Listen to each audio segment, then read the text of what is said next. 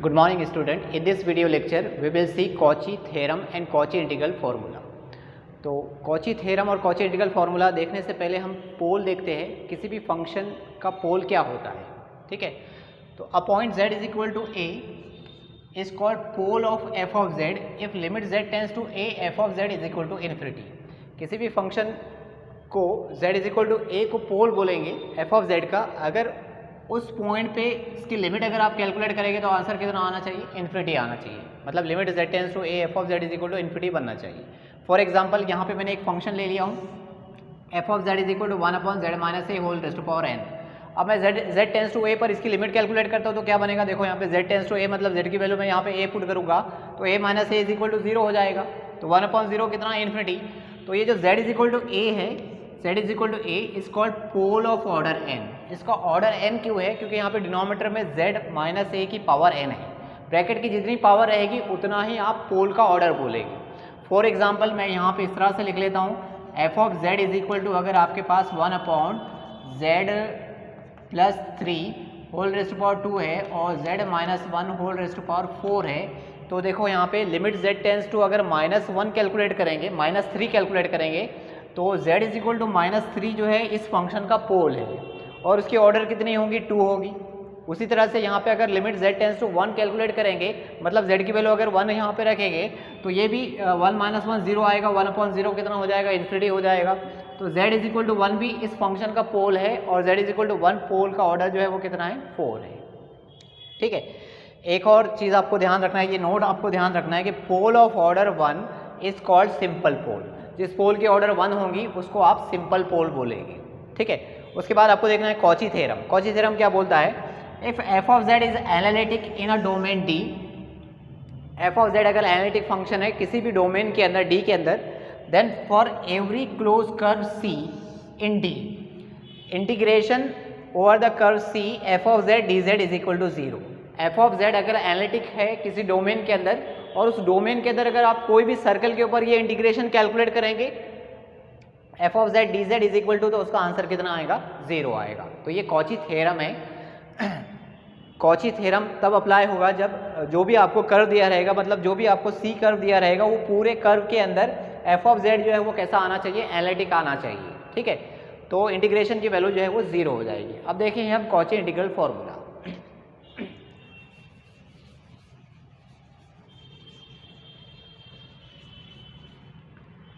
Cauchy integral formula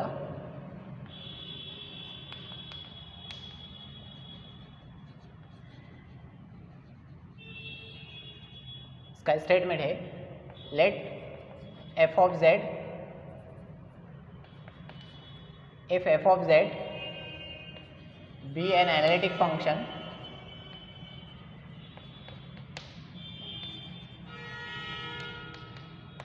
in a domain D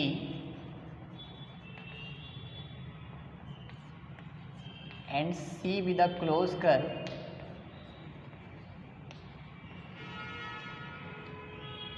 C with a closed curve in D, then for every A belongs to C we have integration over the curve C f of z divided by z minus a whole raised to power n dz is equal to 2 pi I divided by n minus 1 factorial in bracket dn minus 1 divided by dz raised to power n minus 1 f of z is equal to a. तो देखो Cauchy theorem और Cauchy integral फॉर्मूले में बहुत minor difference है. Cauchy theorem के अंदर क्या है, f ऑफ z जो है वो पूरा का पूरा एनालिटिक है, कहीं भी जो है वो किसी भी पॉइंट पे जो है वो एनालिटिक नहीं है, ऐसा नहीं है. तो f of z over the curve c dz is equal to कितना आंसर आता है, 0 आता है. और कॉची इंटीग्रल फॉर्मूले में क्या है, f ऑफ z जो है वो डोमेन d के अंदर जो है वो एनालिटिक है और d के अंदर कोई तो भी क्लोज कर्व है. Then for every a belongs to c, ये कर्व c के अंदर अगर कोई पॉइंट है a, तो इस टाइप का जो इंटीग्रेशन है f ऑफ z, देखो यहाँ पे पूरा f ऑफ z जो है वो पूरा इंटीग्रेंट नहीं है, यहाँ पे f ऑफ z जो है पूरा इंटीग्रेंट है. ठीक है। तो पूरा इंटीग्रेंड अगर एनालिटिक है तो इंटीग्रेशन की वैल्यू 0 हो जाएगी, लेकिन यहाँ पे एफ ऑफ जेड जो है वो ओनली न्यूमरेटर है, तो F of Z divided by Z minus A whole raised to power N, तो इस टाइप का जो इंटीग्रेशन है उसकी वैल्यू जो है वो क्या रहेगी, 2 pi i divided by n minus 1 factorial d n minus 1 upon d z raised to power n minus 1 f of z z is equal to a. तो आप अगर यहाँ पे ये पूरे इंटीग्रेंड को एक फंक्शन सपोज कर लेंगे, तो पूरा इंटीग्रेंड का पूरे इंटीग्रेंड, ठीक है, मैं एफ ऑफ जेड नहीं पूरा इंटीग्रेंड की बात कर रहा हूँ, पूरे इंटीग्रेंड का जो पोल है z इज इक्वल टू ए पोल है ऑर्डर n, ठीक है। तो पूरा इंटीग्रेंड का अगर z इज इक्वल टू ए पोल है तो ये जो इंटीग्रेशन है ये इंटीग्रेशन इस टाइप का होगा, पोल की ऑर्डर अगर n है तो 2 पाई आई डिवाइडेड बाय यहाँ पे ये पोल की ऑर्डर n है तो n से एक छोटा नंबर यहाँ पे n माइनस 1 उसका फैक्टोरियल रहेगा, और n अगर पोल है तो यहाँ पे n से एक छोटा नंबर मतलब n माइनस 1 टाइम इसका डिफरेंशिएशन होगा f ऑफ z, और f ऑफ z यहाँ पे क्या है, ये न्यूमरेटर है, ध्यान रखना f ऑफ z न्यूमरेटर है, और ये n time differentiation n minus 1 time differentiation देने के बाद आपको z इज इक्वल टू ए, मतलब z इज इक्वल टू ए क्या है, z इज इक्वल टू ए पोल है ये इंटीग्रेंड का, तो z इज इक्वल टू ए इसमें रख देना है f ऑफ z में, ठीक है। तो देखो अब ये कॉची इंटीग्रल फॉर्मूला अप्लाई कैसे करते हैं, मैं एग्जांपल लेके आपको बताता हूँ। उससे पहले जो है ये जो है पोल ऑर्डर n के लिए है, तो इस फॉर्मूले को हम पोल ऑर्डर 1 के लिए, 2 के लिए, 3 के लिए ये कैसा दिखता है वो देखेंगे, ठीक है। तो मैं यहाँ पे अगर n इज इक्वल टू 1 रखूँ, for n is equal to 1, तो ये फॉर्मूला कैसा बन जाएगा, ये point number 1, integration over the curve C f of z divided by z minus a हो जाएगा डी जेड, ठीक है। और यहाँ पे n की वैल्यू 1 रखेंगे तो 1 माइनस 1 0, 0 फैक्टोरियल 1 होता है, मतलब आंसर आ जाएगा 2 pi I in bracket, n की वैल्यू 1 रखेंगे तो 1 माइनस 1 0, मतलब 0 डिफरेंशिएशन, मतलब कोई डेरिवेटिव नहीं, f ऑफ z और आखिर में z इज इक्वल टू ए, मतलब अगर पोल की ऑर्डर यहाँ पे 1 आती है तो सिंपली यहाँ पे 2 pi I f of z और z इज इक्वल टू ए, और सीधा यहाँ पे z की वैल्यू a आपको पुट कर देना है, ठीक है। तो अगर n इज इक्वल टू 2 लेते हैं तो ये इंटीग्रेशन का फॉर्मूला कैसा दिखेगा, f of z divided by z minus A whole square D Z is equal to हो जाएगा 2 पाई आई, और डिनोमिनेटर में 2 माइनस 1 फैक्टोरियल 1 होता है, डिनोमिनेटर के 1 को नहीं भी लिखे तो भी चलेगा। यहाँ पे n की वैल्यू 2 रखेंगे, 2 माइनस 1 मतलब 1 time differentiation d by D Z F of z, और यहाँ पे फिर z इज इक्वल टू ए रखना है, ठीक है। उसी तरह से अगर z इज इक्वल टू मैं n इज इक्वल टू 3 लेता हूँ, तो n इज इक्वल टू अगर यहाँ पे 3 लेंगे तो 3 से एक छोटा यहाँ पे 2 फैक्टोरियल आ जाएगा डिनोमिनेटर में, और 2 टाइम इसका डिफरेंशिएशन आएगा। उसके बाद n इज इक्वल टू अगर 4 लेंगे, यहाँ पे z minus A raise to power 4 लेंगे तो यहाँ पे 4 से एक छोटा 3 फैक्टोरियल डिनोमिनेटर में बनेगा, और 3 टाइम इसका डिफरेंशिएशन हो जाएगा, फिर 3 टाइम डिफरेंशिएशन के बाद ये z इज इक्वल टू ये आपको इसमें पुट करना है, ठीक है। तो उसके बाद एक और नोट आपको ये ध्यान रखना है, ये इक्वेशन ऑफ सर्कल है कॉम्प्लेक्स फॉर्म में, mod of z minus A is equal to R is equation of circle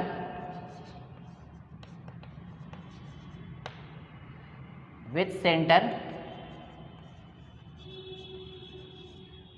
0 0 sorry a, 0 and radius small r, ठीक है। तो ये ध्यान रखना है, हर एग्जांपल में आपको ये सर्कल ड्रॉ करना है। Mod of z minus A is equal to R क्या है, इक्वेशन ऑफ सर्कल है जिसका सेंटर जो है वो a, 0 है। देखो a कहाँ से लाया मैंने, यहाँ पे मॉड के अंदर z माइनस ए है तो ये a, तो ये a, 0 इसका सेंटर हो गया। और रेडियस क्या है, रेडियस ये इक्वल टू के बाद जो भी नंबर रहेगा वो रेडियस रहेगा। फॉर एग्जाम्पल यहाँ पे लिखता हूँ मैं z minus 3 is equal to 2, तो ये सर्कल की इक्वेशन है जिसका सेंटर जो रहेगा वो 3, 0 रहेगा, और रेडियस जो रहेगा वो क्या रहेगा, इसका 2 रहेगा, ठीक है। तो ये इक्वेशन आपको ध्यान रखना है। तो अब देखते हैं कॉची इंटीग्रल फॉर्मूले पे एग्जांपल। देखिए एग्जांपल कैसे सॉल्व करते हैं कॉची इंटीग्रल फॉर्मूले से। तो एग्जांपल नंबर 1 है,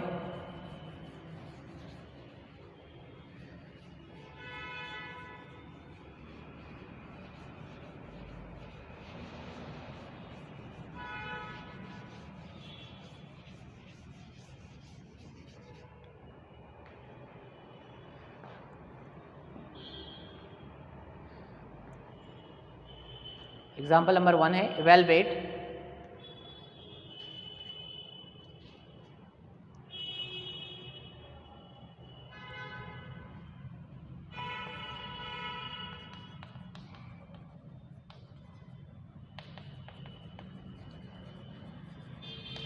integration over the curve C e raised to power minus z upon z plus 1 dz where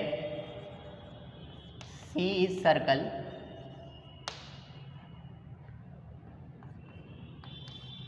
mod z is equal to 2 और सेकंड क्वेश्चन है mod z is equal to 1/2। तो ये एक question में दो question है, दो रीजन के लिए आपको C की दो वैल्यू दिया है, दोनों के लिए अलग अलग ये इंटीग्रेशन की वैल्यू आपको कैलकुलेट करना है। तो solution integration over the curve C e raised to power minus z divided by z plus 1 dz। तो देखो ये इंटीग्रेशन की वैल्यू आपको कॉची इंटीग्रल फॉर्मूले से सॉल्व करना है। तो ये क्वेश्चन में आप ये लिखेंगे यूजिंग कॉची इंटीग्रल फॉर्मूला, ठीक है।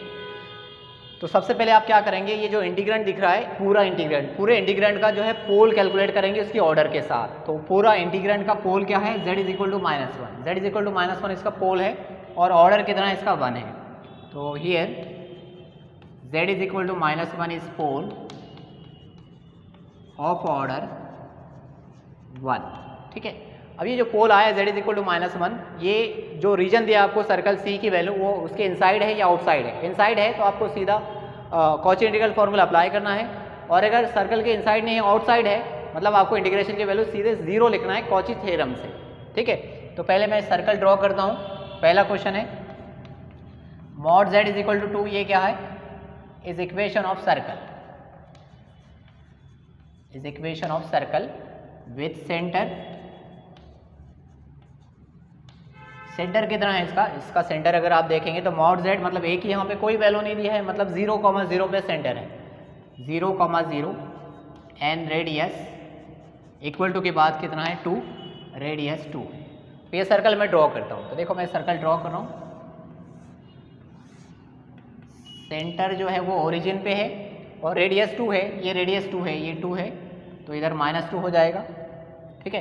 तो यहाँ पे आएगा 1 और इधर आएगा -1। तो पोल क्या है आपके पास, ये पोल है z is equal to -1, z is equal to -1 pole, ये इनसाइड द सर्कल है। अब इनसाइड द सर्कल है मतलब आपको कॉची इंटीग्रल फॉर्मूला अप्लाई करना है, ठीक है।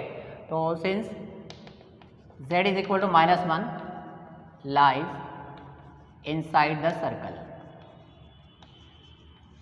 Therefore by Cauchy integral formula, तो मैं कॉची इंटीग्रल फॉर्मूला अप्लाई कर रहा हूँ। Integration over the curve C e raised to power minus z divided by z plus 1 dz। तो देखो पोल की ऑर्डर 1 थी तो यहाँ पे 2 पाई i,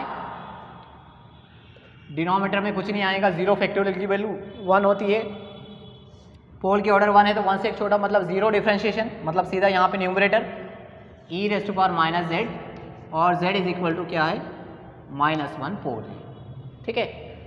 पोल की ऑर्डर 1 है इसलिए डिनोमीटर में यहाँ पे 0 फैक्टोरियल 1 होता है और 0 टाइम डिफरेंशिएशन मतलब कोई डिफरेंशिएशन नहीं करना है, f ऑफ z मतलब ये न्यूमरेटर है, e raised to power minus z यहाँ पे सीधा लिखना है।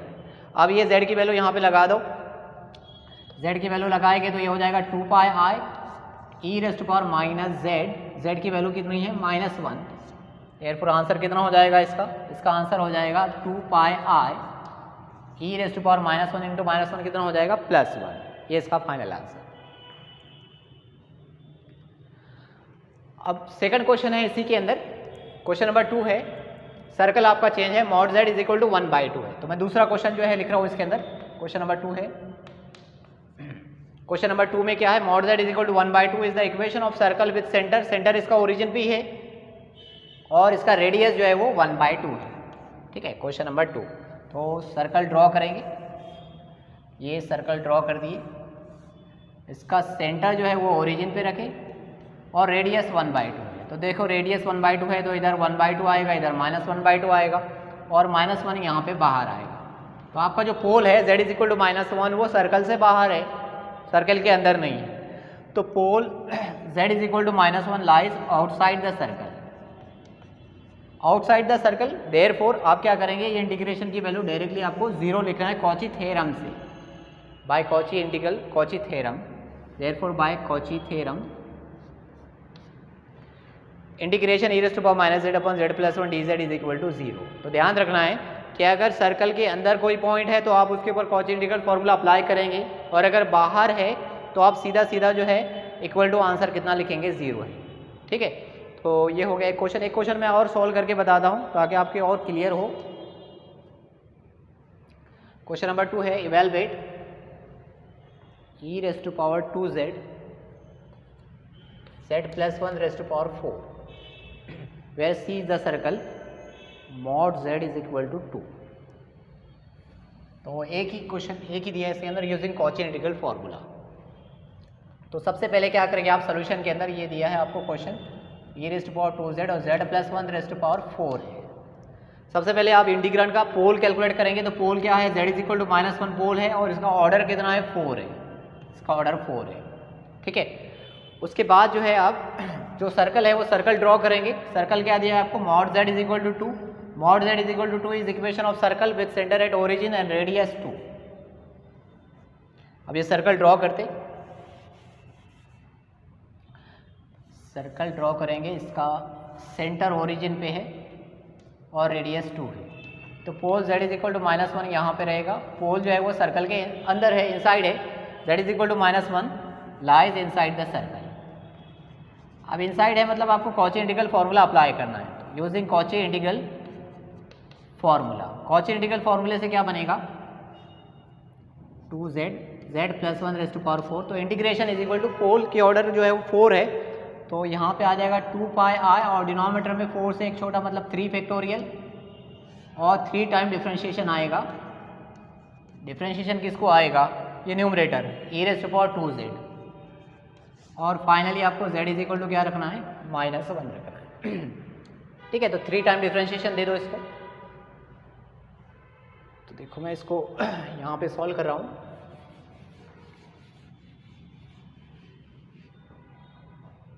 Integration for the curve C e raised to power 2z